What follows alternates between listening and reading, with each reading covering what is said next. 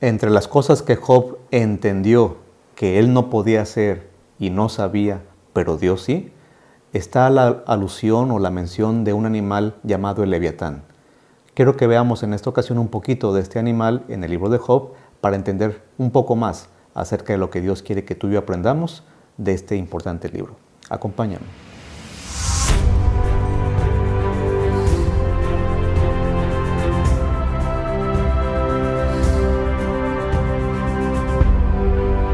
Dios responde, Dios habla, y aunque no fue lo que exactamente Job estaba esperando, le dijo cosas muy importantes y decíamos en la lección anterior que lo hizo a través más bien de un interrogatorio, pregunta tras pregunta. Job, ¿tú sabes esto? ¿Me puedes contestar esto? ¿Conoces los secretos de este asunto en la naturaleza? ¿Estabas allí cuando yo creé todo esto?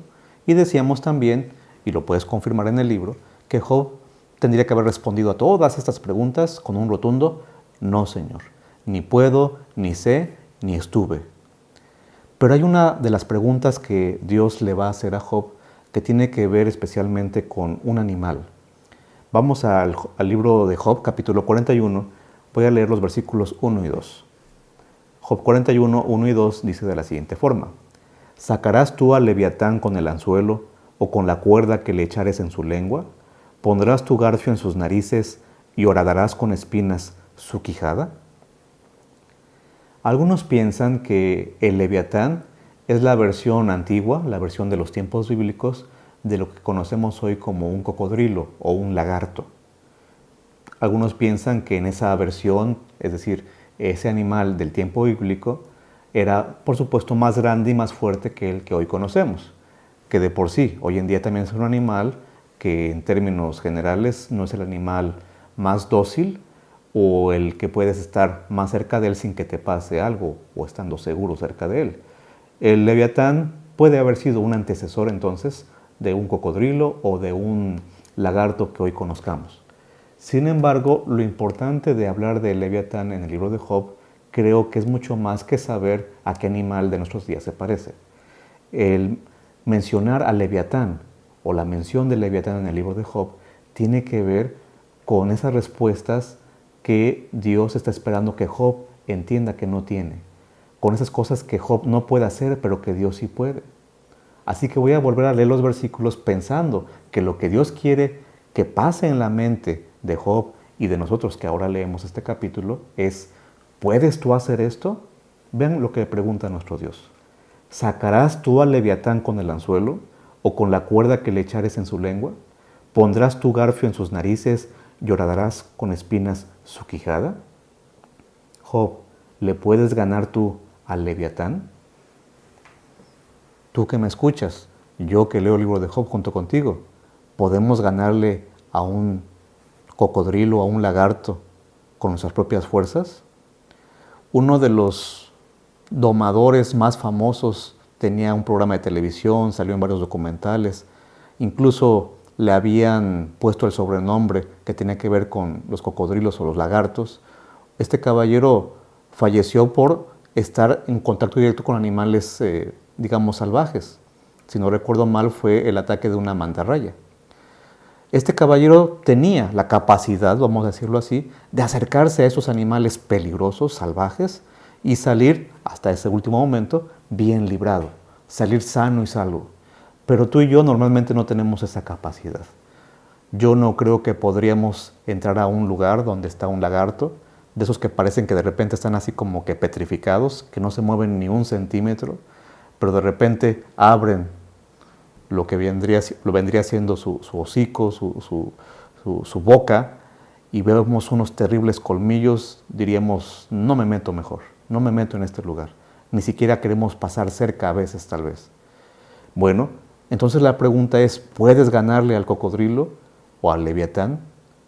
Nuestra respuesta creo que sería la misma que Job: no, yo no puedo. Bueno, entonces, ¿por qué Job recibe esta pregunta de parte de Dios? Para reconocer que hay alguien a quien él no le puede ganar. Y ese alguien en el capítulo 41 se llama el Leviatán. Job no le puede ganar al Leviatán. Tú y yo tampoco. Bueno, vamos a ayudarnos con la Biblia. De alguna forma esto lo mencionamos en lecciones anteriores, pero es el momento ahora de desarrollarlo con mayor profundidad. El leviatán, ¿por qué usar ese animal? ¿Por qué no hablar de un tigre, de un león? ¿Por qué tiene que ser un cocodrilo? Bueno, el leviatán se usa en otras ocasiones en la Biblia. Y quiero llevarte a un pasaje de Isaías en donde va a ser mucho más claro con qué es asociado, ya simbólicamente o espiritualmente hablando, este animal llamado leviatán. Se trata de Isaías 27. Isaías 27, versículo 1, dice lo siguiente. Isaías 27, 1. En aquel día Jehová visitará con su espada, dura, grande y fuerte, sobre el leviatán, serpiente rolliza, y sobre el leviatán, serpiente, y matará al dragón que está en la mar. Este versículo me gusta mucho en cuanto al significado del leviatán. Si te das cuenta, lo asocia con otros dos animales. Y ninguno de los otros dos tampoco son los animales más dóciles. Lo asocia con una serpiente y lo asocia con el dragón. ¿Recuerdas otro capítulo de la Biblia en donde se asocie serpiente y dragón? Sí, en Apocalipsis. Sí, correcto. Apocalipsis 12. Cuando se habla de Satanás o, en términos de Apocalipsis 12, el diablo, que dice que es la serpiente antigua. Pero en ese mismo capítulo 12, antes de que se nos diga esos títulos de diablo o de serpiente antigua, dice que se está hablando de un dragón. Aparece simbolizado este personaje como un dragón, con 7 cabezas y 10 cuernos. Lo puedes verificar en Apocalipsis 12. Así que en el capítulo 12 de Apocalipsis encontramos los mismos 3 personajes que aparecen en Isaías 27. Serpiente, dragón y el diablo de alguna forma. Es decir, el que falta en Isaías sería el diablo. Lo que intento explicar, lo que intento poner como base bíblica en este punto, es que la Biblia, cuando habla de Leviatán, no solo está pensando en un animal que la gente del tiempo bíblico conocía. Cuando habla de Leviatán, está usándolo como un símbolo de aquel que también es simbolizado como una serpiente y como un dragón. Sí, nos referimos al enemigo de Dios, a Satanás. La palabra Satán o Satanás, como también lo estudiamos en lecciones anteriores, significa adversario. Recuerda que en el libro de Job hay un juicio de por medio. Por eso Job pedía una cita con el juez para debatir su caso. ¿Quién es el acusador? Pues Satanás. Job, ¿crees que yo puedo resolver tu caso? La semana pasada estudiamos que la respuesta es sí, Señor. Yo no puedo hacer muchísimas cosas. No conozco muchas cosas, pero tú sí puedes hacer eso. Bueno, ahora apliquemos ese argumento a lo que estamos estudiando. Job, ¿tú le puedes ganar al Leviatán? No, Señor. ¿Crees que yo puedo hacerlo? La respuesta de Job tendría que haber sido ahora un rotundo sí, Señor. Yo sé que tú le puedes ganar al Leviatán. Ese dragón y esa serpiente, tú le puedes ganar a esos dos animales o a esos dos símbolos del mismo ser, que es Satanás. El causante de todos los problemas de Job, lo sabemos, fue el mismo Satanás. No es que Job se había portado mal y por eso le estaban pasando cosas malas como sus amigos creían. No es que Job estaba sufriendo las consecuencias de sus propias acciones. Lo que estaba sufriendo Job era injusto y era ocasionado por Satanás. Porque cuando Satanás no puede ganarle a Dios, lo que intenta es ocasionarle dolor a Dios, lastimando a sus hijos. Por eso es que Job también es lastimado y sufre, como lo hemos estudiado durante todo este trimestre. La pregunta es, ¿crees, le dice Dios a Job, ¿crees que yo le puedo ganar a Satanás? Bueno, para eso tenemos que regresar al centro de los diálogos entre Job y sus amigos. En algún momento también ya hemos estudiado que hay una estructura bien específica de cómo se van dando estos diálogos entre Job y sus amigos. ¿Recuerdas los nombres de los amigos? Elifaz, Bildad y Zofar. Habla Job y le responde uno de ellos. Habla Job y le responde el otro.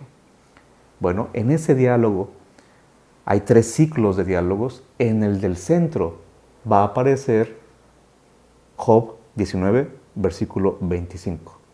En el segundo ciclo de diálogos, en el centro de lo que está diciendo Job en ese segundo ciclo, aparece este versículo, que lo estudiamos desde la primera lección, pero que ahora también es tiempo de aplicarlo de manera más específica.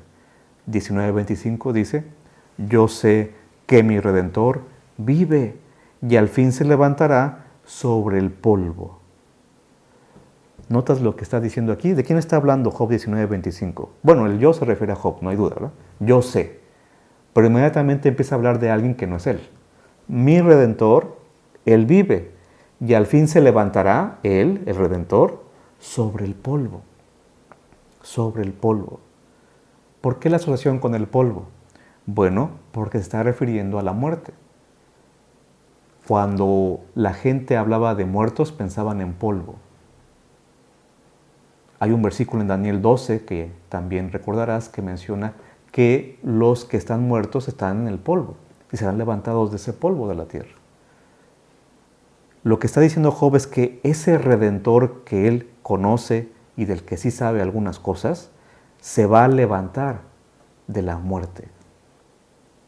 Job está hablando que alguien a quien le llama Redentor iba a resucitar. No está hablando todavía de la resurrección de él, está hablando de la resurrección de su Redentor. Obviamente, con la ayuda del Nuevo Testamento sabemos que ese Redentor es Cristo Jesús. Cristo Jesús no solamente nos salva porque nos quiere mucho, no solamente nos salva porque tiene mucho poder o porque es el Hijo de Dios encarnado. No, nos salva porque estuvo dispuesto a morder el polvo, a saborear el polvo de la muerte del que habla la Biblia. Y una vez que lo hizo, ser capaz de levantarse, ser capaz de resucitar. Sí, esto tiene que ver con Génesis 3:15. Y el autor de la lección en esta semana nos lleva por varios versículos que no son de Job, pero que hablan del mismo personaje del que está hablando en este momento Job. Cristo Jesús en el plan de la salvación. Cristo Jesús a la luz del gran conflicto. Cristo Jesús levantándose del polvo después de luchar con una serpiente. Otra vez el asunto de pelear con un animal. Eso lo tenemos desde Génesis 3, decíamos. Génesis 3:15 para ser específicos. ¿Recuerdas lo que dice el pasaje? Enemistad pondré entre ti y la mujer. Le está hablando la serpiente. Y en ese versículo Dios le dice a la serpiente, alguien que descienda de la mujer, un ser humano, va a poder herir tu cabeza, va a destruirte, porque a la serpiente se les mata en la cabeza, hiriéndolas en la cabeza. A un ser humano, habrá alguien de la descendencia de los seres humanos que te va a ganar, serpiente. Pero nota cómo le iba a ganar, ya dijimos el asunto de la cabeza. Pero tú le vas a herir el talón, lo cual significa que Jesús iba a sufrir una herida. Y esa herida se la hizo la misma serpiente, a la hora de pisar la cabeza de la serpiente. En el Antiguo Testamento en general es muy común la idea, la imagen, de que los victoriosos tienen a los enemigos a sus pies. De hecho hay un salmo que dice que los enemigos van a estar como estrado, como una especie de banco, allí puestos donde tú puedes poner tus pies. Es común esa idea. Los enemigos están al pie, porque tú los has dominado, pones el pie encima de ellos. Bueno, Jesús hizo eso con la serpiente, que ya vimos que es otra forma de llamarle al mismo personaje, al Leviatán, al dragón. Jesús puso el pie, y al poner el pie, no solamente se arriesgó a ser lastimado, literalmente fue lastimado. Pero al poner el pie encima de la serpiente, también la destruyó. ¿Le costó? ¿Le dolió? Sí, pero también la destruyó. Entonces, ¿por qué sigue habiendo problemas? ¿Por qué sigue existiendo el pecado? Bueno, fue la batalla decisiva. De eso podemos estudiar en otra ocasión, o hemos estudiado en otras lecciones, como la lección del gran conflicto de otro trimestre. Pero lo que quiero enfatizar ahorita es que Jesús, cuando viene a este planeta, y también lo dice la lección, no fue solamente para darnos el ejemplo de cómo deben portarse las personas, que hay que amar al prójimo y eso, por supuesto que también habló de esos puntos Jesús. Pero lo que Él vino a hacer fue cumplir Job 19:25. Levantarse del polvo. Si Jesús no hubiera muerto y resucitado, no tendríamos esperanza alguna. Él derrota a la serpiente, entra al ámbito de la serpiente. ¿A dónde fue condenada la serpiente a vivir? A arrastrarse en el polvo. Jesús toma ese ambiente, entra a ese ambiente del polvo, pero se levanta a pesar de que fue herido. No es casualidad que el autor de la lección nos ponga un versículo de Isaías 53, para hablarnos de este tema, porque el profeta Isaías menciona muy gráficamente lo que estuvo dispuesto a hacer Jesús por ti y por mí. El Redentor que ahora vive. Y si vive es porque en un momento estuvo incluso muerto. Versículo 26, sigo en Job 19. Y después de deshecha esta mi piel, aún he de ver en mi carne a Dios. Job, ¿crees que le puedo ganar a Leviatán? Señor, no solo creo que puedes ganarle, espero, anhelo que lo hagas y que lo hagas muy pronto. Y por cuanto anhelo eso, sé que eso es posible ya de antemano porque Jesús murió por mí. Tal vez Job no podía decir el nombre Jesús todavía, no tenía el concepto de Jesús como lo tenemos ya nosotros que tenemos el Nuevo Testamento, pero estaba hablando del mismo personaje. Entre todas las cosas que Job podía responder, no puedo, no sé, no estuvo allí, hay una que sí sabe, hay una que sí sabe. Yo sé que mi Redentor vive y ese Redentor le puede ganar al Leviatán. ¿Cuál es el enemigo más fuerte que estás enfrentando en este momento? Suponiendo que hubiera enemigos que podemos personificar, problemas, pruebas, dificultades. Si son injustas, lo que estás pasando es un sufrimiento injusto, recuerda que el que está detrás de todo eso es el Leviatán. El mismo Leviatán del libro de Job. El mismo Leviatán de Isaías 27. El mismo dragón de Apocalipsis 12. No lo olvides entonces. No pelees tú solo. Tú no le puedes, ni yo le puedo ganar a ese Leviatán. ¿Puedes ganar al Leviatán? No, Señor. ¿Puedes poner un gancho en su boca? No, Señor. ¿Lo puedes atar con una cuerda? No, Señor. Me muerde primero. ¿Crees que yo puedo hacerlo? Señor, tú sí puedes. Todos los días tenemos que ir con aquel que sí puede. Y esto es mucho más que pensamiento positivo.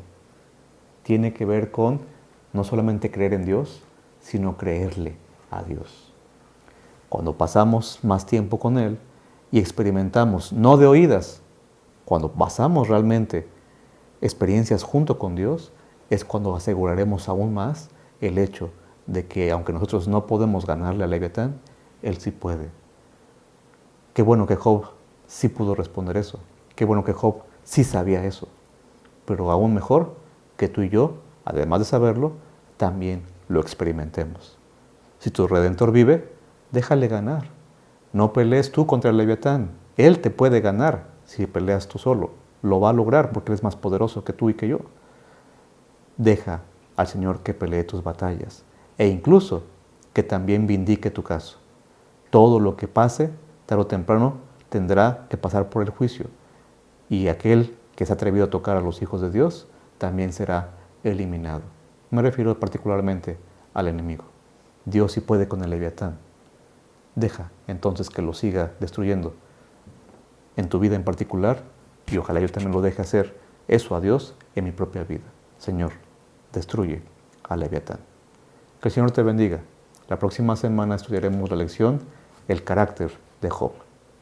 Hasta la próxima.